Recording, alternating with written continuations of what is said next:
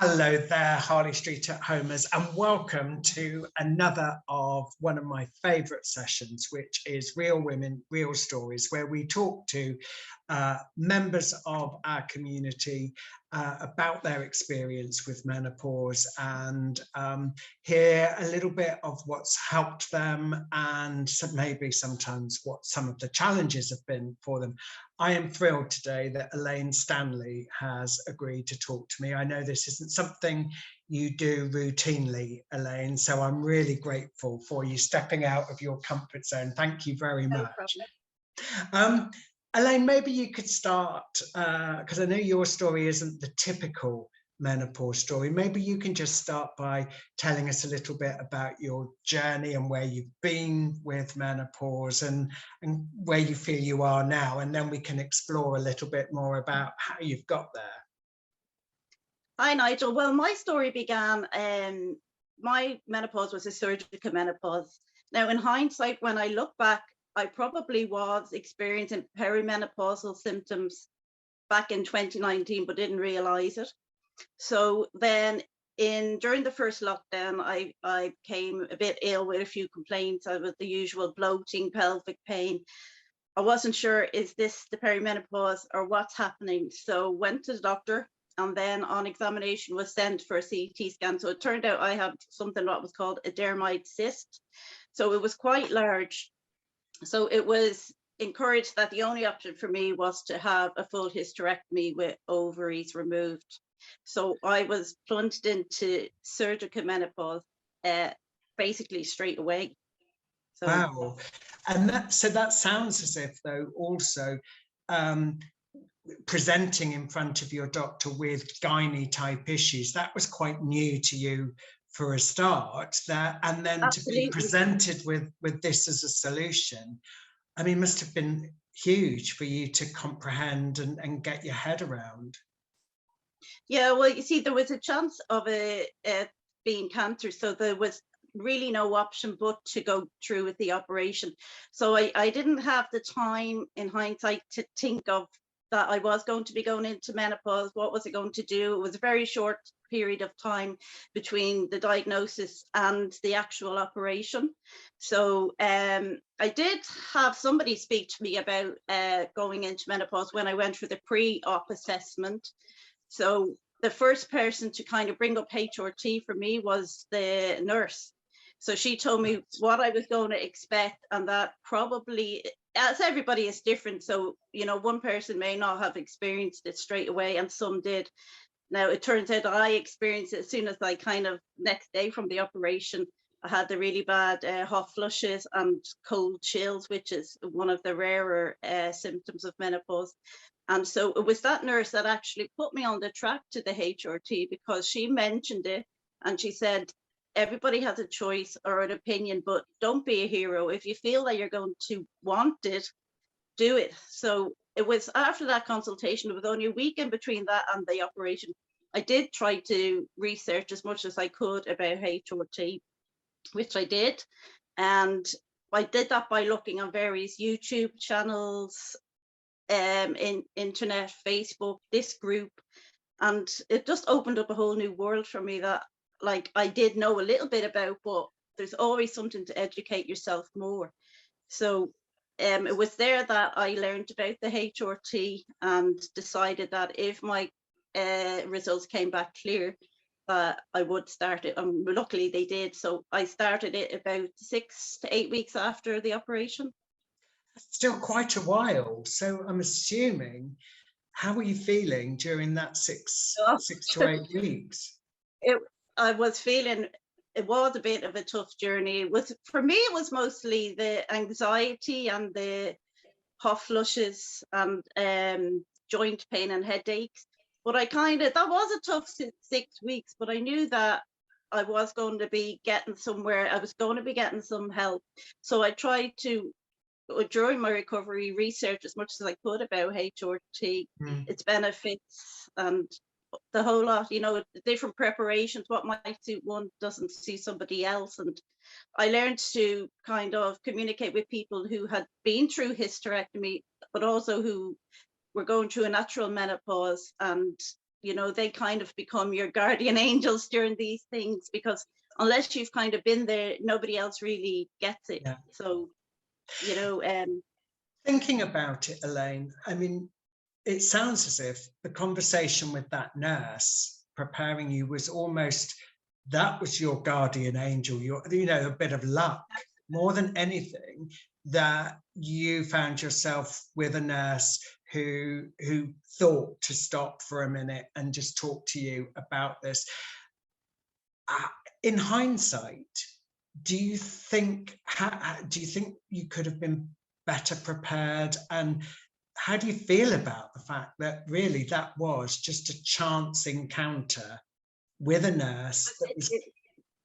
It was a total chance encounter, because, you know, I could have had any of the nurses that day and somebody else may not have been as up on the HRT, but it was just her that was, she was probably kind of in a roundabout way telling me I was going to be in for a rough journey, but not wanting to scare me, and telling me that you don't have to put up with any debilitating symptoms that you may have. And so it was her planted the seed in my head for the HRT, because I'll be honest, I was dubious about it. I thought, oh, I can do this myself, you know, I'll just try and get by it. But it's only when you start to educate yourself you realize, well, hang on a second, there's so much more to menopause than just a few hot flushes. You know. Absolutely. And you know, I'm guessing initially you would have spoken to your GP and maybe then been referred to a gynecologist who did these tests and told you that, you know, the operation was the most appropriate treatment for you. And yet it wasn't mentioned about what would happen hormonally as a result of that surgery. Now, we hear that a lot, you know, that often women are presented with options around surgery or treatment which may lead to an early menopause or a surgical menopause for them, and that this isn't really presented as part of the whole scenario. The menopause element isn't something that is explained. On a personal level, how do you feel about that? I definitely think there should be more awareness of it. Now, when I did go for one of the consultations, there was one consultant who had said to me, if we can save your ovaries, we will, because it'd be much tougher on you if we don't. But that was always mentioned. That was the only thing that was mentioned, should I say. So until I spoke to that nurse.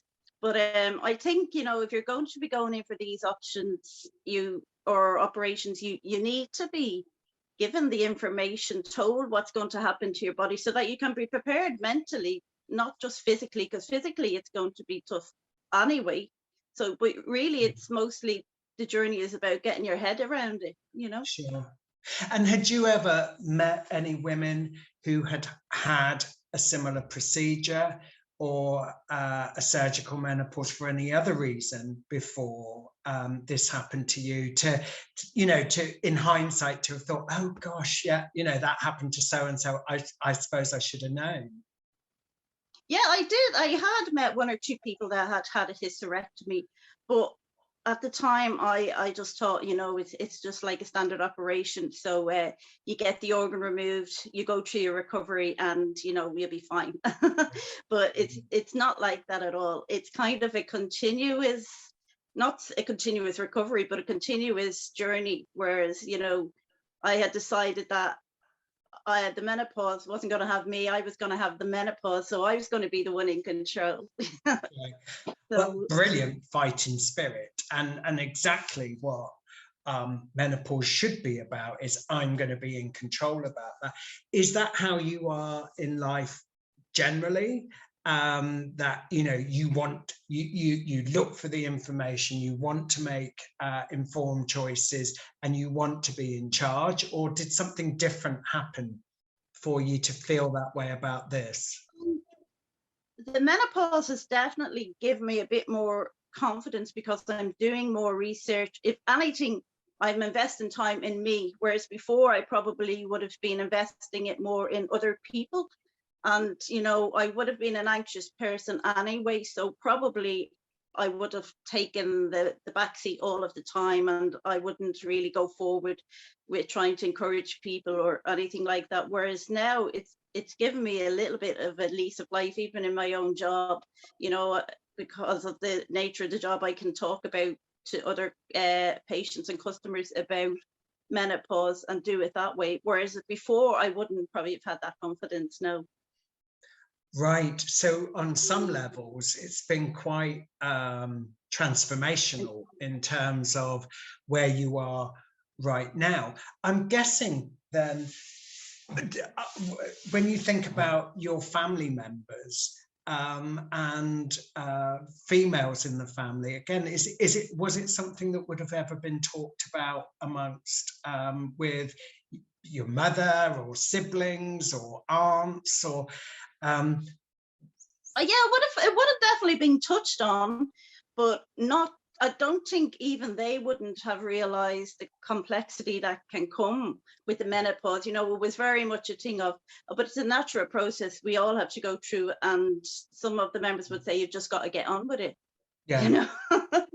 So I guess thinking there will be women facing the choice around this sort of surgery every day. Do you think there's something that could be done to prepare women better? Not everybody's going to have the luck of running into that nurse that you did. I think, you know, before you have this surgery, like with most surgeries, they do inform you, but I think you need to know the after effects. You know, they should even do some kind of preparation booklet just to give you, whereas they tell you this is the date of your surgery, this is when it's happening, this is your recovery time, this is when you can expect to go back to work. But they don't really tell you, well, this is what you're going to expect, how you're feeling afterwards, which is really what should be the top goal. Yes. Yeah. When you think, again, yes, about preparation for things like joint replacements, there is so much inclusion there about the recovery and about the steps that you need to take in order to have a successful recovery in terms of physiotherapy and exercise and what have you. Now, you know, as you say, it would almost make sense that there is then at least a formal information giving session, whether that be a leaflet or in person, about what to expect and what options are open to you. I'm imagining this experience has had an effect, both positive and negative. You say, you know, your confidence has changed and improved, and your almost your determination to try and help people in your workplace gain information. I imagine maybe taking a step like chatting to me today again is another part of that. And do you have there been, I suppose, other elements of your experience that have impacted your day-to-day life? Tell me about those. Well, it's definitely when you go through the menopause, the big issue for me in particular, I've kind of always had it probably since my 30s, but more so since the menopause, is the weight gain. You know, the weight gain can be a lot, and then the joint pain that comes from the weight gain and from whatever. And HRT, it helps, but it doesn't cure everything. So you have to take a little bit of responsibility. You've got to change, which is, I'm only in that transition now from, I joined the Back to Basics course, and I'm only at that stage now where I'm changing the lifestyle. The first year or so back last year would have been more of an acceptance of the operation, acceptance of what I'm going through, getting through the HRT, whereas now is the time for me to invest in myself with regards to lifestyle changes. So that's the biggest impact that has had on me.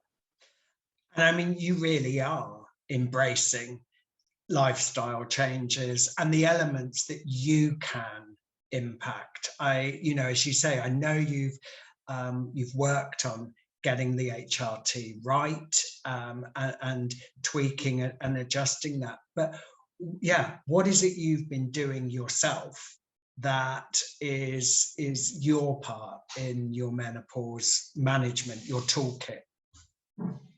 Okay, well, as I say, the tweaking of the HRT is something that is probably you're always going to have to either go up a dose, down a dose, whatever. But then apart from the HRT, it's just making some time for yourself. You're going to try to only recently, this, as I say, I'm only in the initial stage, so I'm a few weeks behind, but investing in doing the 10,000 steps, do a bit of core training and just basic, fitness, because you're not going to get through it without that, because otherwise your body is just going to go down south of the way you don't want it to go, Yeah. And again, as you say, I think sometimes, we often have to look at it in stages. If you are really troubled by symptoms on a daily basis, you've got to get that bit right first. Then you can start looking at the things that you personally can do to lifestyle, around your diet, around your activity levels, and also, around prioritizing your own needs and your own emotional well-being. And it takes time to pull it all together. It's been fascinating the last couple of years. We've looked at how the dialogue around menopause has just increased so much. And I think for a lot of women, the landscape is changing. It's easier to get information about HRT. Not perfect by any means, but it is easier. What do you think have been some of the big changes that have made this journey smoother for you? Some of the things, the tools that you've been able to access that have been helpful for you? To be honest, the Harley Street home, for me, it's been like a therapy, because sometimes when you talk to people with the best intentions, they don't always get the feeling or the understanding of what's happening to you or stuff like that. Whereas Harley Street for me was being kind of like a safe haven where I could just I can just ask one of Simone or Rowena a question. I know they'll give me the best answer. Then when I joined the Harley Street at Home Club itself, all the access to all of the different videos, it's just amazing. If I want to do a little bit of meditation, I can. Want to do a bit of yoga with Louise, I can. So for me, it's opened up a whole new world. It's given me an interest, and for somebody who would have had anxiety anyway, it has stopped me from thinking, because now I'm putting my energy into the group.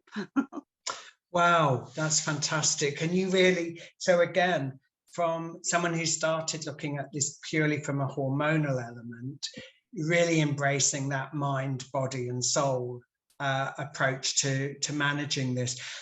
I would imagine there are a lot of women who, we have new members joining all the time, a lot of women who might be starting their journey, whether that be going through perimenopause naturally over a slow but gradual period of time, or women who are contemplating surgery or recovering from surgery.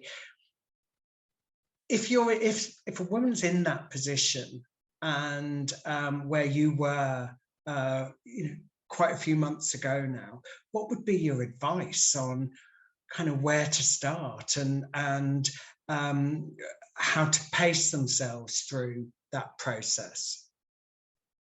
Well, the first thing I definitely would say to women, Nigel, is not to be scared of it.